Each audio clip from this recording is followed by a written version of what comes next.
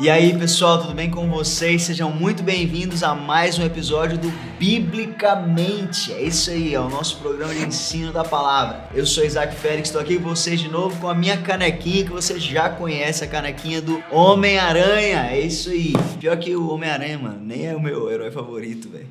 Bizarro, né? É o Batman, mano. Ó, vou falar com você o seguinte, cara. Se você quiser mandar pra gente uma canequinha do Batman, mas sem mais delongas, esse é o nosso programa no qual a gente fala da Bíblia de maneira descomplicada, pra mostrar que a palavra de Deus é mais simples do que parece, né? Esse bicho de 7 cabeças que todo mundo pensa que é.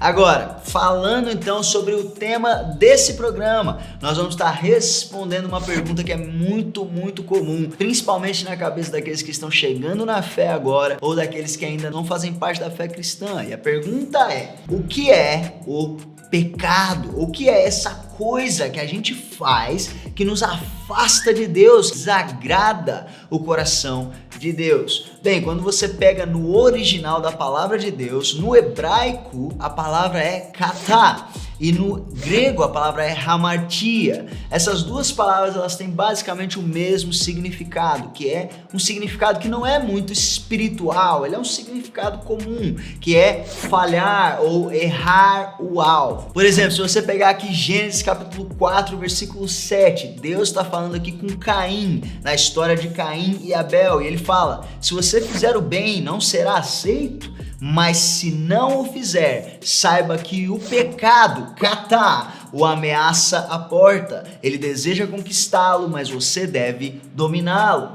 Então, a gente vê que é esse errar o alvo, é esse falhar que é o pecado. Agora, o que faz com que ele se torne essa coisa espiritual tão significativa na vida cristã é quando nós pensamos em qual é esse alvo. Qual é o alvo que o pecado nos leva a errar? E o alvo é amar a Deus acima de todas as coisas e amar o seu próximo como a si mesmo. Você vê, por exemplo, em Mateus capítulo 22, versículos 36 a 40, que diz: mestre, qual é o maior mandamento da lei? Porque existe a lei de Moisés no Velho Testamento repleta de regras, repleta de ordenanças, e eles estão querendo saber, então, cara, qual que é o maior mandamento? Qual que é aquele que, se você tivesse que escolher para resumir tudo, qual seria? E Jesus responde: ame o Senhor seu Deus de todo o seu coração, de toda a sua alma e de todo o seu entendimento. Este é o primeiro e maior mandamento, e o segundo é semelhante a ele: ame o seu próximo como a si mesmo. Destes 2 mandamentos dependem toda a lei e os profetas. Então, sempre que a Bíblia está tentando nos levar a obedecer, sempre que a Bíblia está tentando ressaltar para nós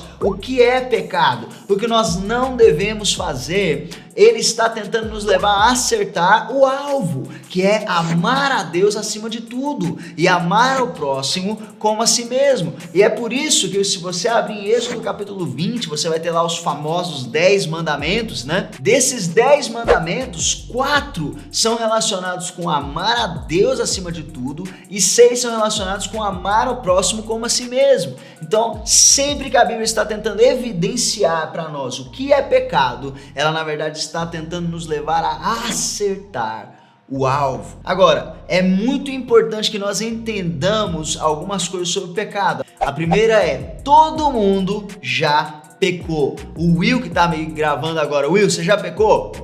Já pecou. Brenner, você já pecou?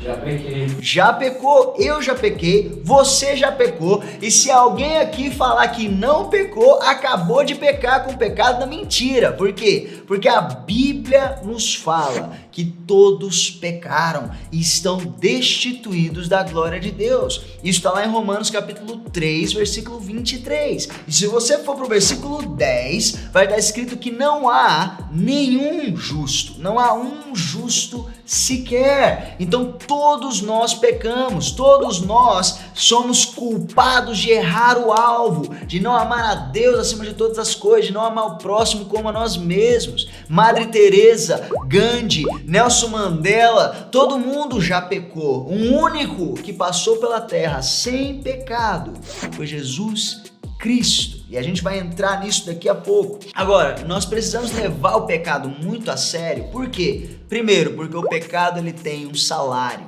O salário do pecado, aquele salário que é cobrado sempre que você erra o alvo. E o salário do pecado é a morte. Isso está lá em Romanos capítulo 6, 23. Diz, porque o salário do pecado é a morte, mas o dom gratuito de Deus é a vida eterna, por Cristo Jesus, o nosso Senhor. Então sempre que nós pecamos, nós estamos contraindo uma dívida que é a dívida da nossa vida. Apenas a morte consegue pagar pelo pecado. Esse é o salário do pecado. E a outra coisa que o pecado traz sobre a vida do homem, que faz com que seja algo tão sério, é que ele o separa de Deus. O pecado nos afasta do nosso Criador. Você vai se lembrar do primeiro vídeo que nós gravamos aqui no Biblicamente, falando sobre salvação, que quando o homem peca, entra a morte no seu espírito e ele é separado de Deus. Por quê? Porque o pecado, ele é a impureza, ele é o erro, ele é o falhar, mas Deus é perfeito.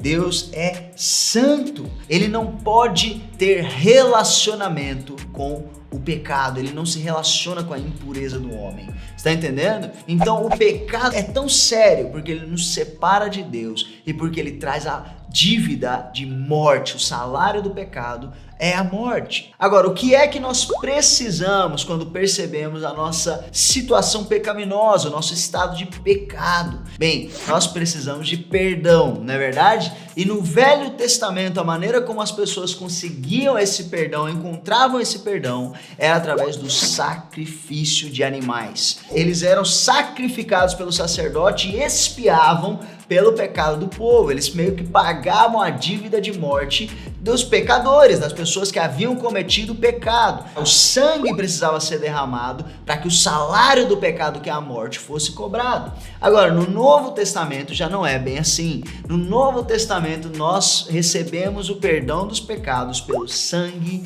de Jesus. Entenda, Jesus, igual a gente falou, Jesus ele viveu sem pecado, ele era 100% inocente. E a Bíblia fala que Jesus é o Cordeiro de Deus, que tira o pecado do mundo. E quando ele entregou a vida naquela cruz, na verdade ele está pagando pelo meu e pelo seu, pelo nosso pecado. Ele não tinha que pagar o salário do pecado, nós tínhamos. Então ele entregou a sua vida para que nós pudéssemos viver. E nós somos lavados pelo sangue de Cristo, o Cordeiro de Deus, e somos livres do nosso pecado. Cara, isso aqui é demais. Você abre Mateus capítulo 26, 28, ele fala: isto é o meu sangue da aliança, que é derramado em favor de muitos para perdão de pecados. Como é que nós conseguimos então acessar esse perdão, sermos livres desse pecado que nos separa de Deus e que traz morte para a nossa vida? Para ser livre do pecado e para acessar o perdão de Cristo,